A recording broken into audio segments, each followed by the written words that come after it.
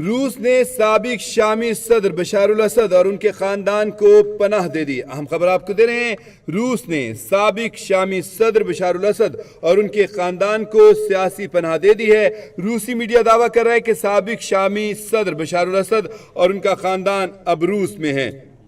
آپ کو بتائیں کہ اس سے پہلے بشار الاسد کی طیارہ حادثے میں ہلاکت کی متضاد خبریں سامنے آ رہی تھیں۔ دمشق میں باغیوں کے داخل ہونے سے پہلے ہی بشار الاسد ایک طیارے میں نامعلوم مقام کی جانب روانہ ہو گئے تھے۔ بشار الاسد 8 دسمبر کی الصبح آپ کو بتائیں کہ دمشق سے فرار ہوئے تھے، یعنی گزشتہ روز وہ ہیں صبح دمشق سے فرار ہوئے تھے۔ نیو یارک ٹائمز نے رپورٹ دیا ہے کہ طیارے کے متعلق افواہیں بھی گرم رہیں کہ طیارہ گر کر تباہ ہو گیا۔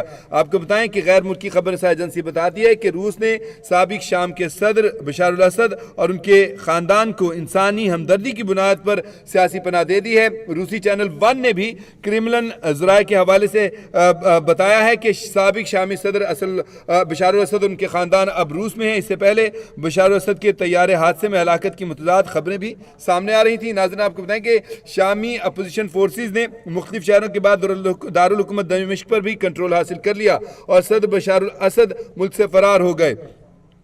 آپ کو بتائیں کہ رپورٹس میں بتایا گیا کہ شام کے دارالحکومت دمشق میں باغیوں کے داخل ہونے سے پہلے ہی بشار الاسد ایک طیارے میں نامعلوم مقام کی جانب روانہ ہو گئے تھے۔ امریکی اخبار نیو یارک ٹائمز بتاتا ہے غیر مصدقہ اطلاعات کے حوالے سے کہ بشار الاسد گزشتہ روز یعنی 8 دسمبر کی الصبح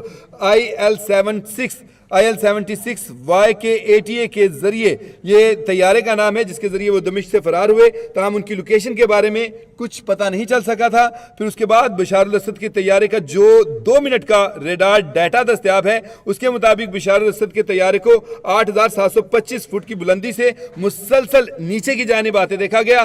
طیارے کی رفتار 819 کلومیٹر فی گھنٹہ سے 159 کلومیٹر فی گھنٹہ تک ریکارڈ کی گئی اور پھر یہ رفتار 64 کلومیٹر فی گھنٹہ تک پہنچ گئی۔ تاہم ان کے جہاز حادثے سے متعلق ساری خبریں افواہیں ثابت ہوئیں اور بشار الاسد اپنے خاندان کے سمیت جو ہے روس پہنچ گئے اور اس وقت انہوں نے روس میں پناہ لے لی ہے۔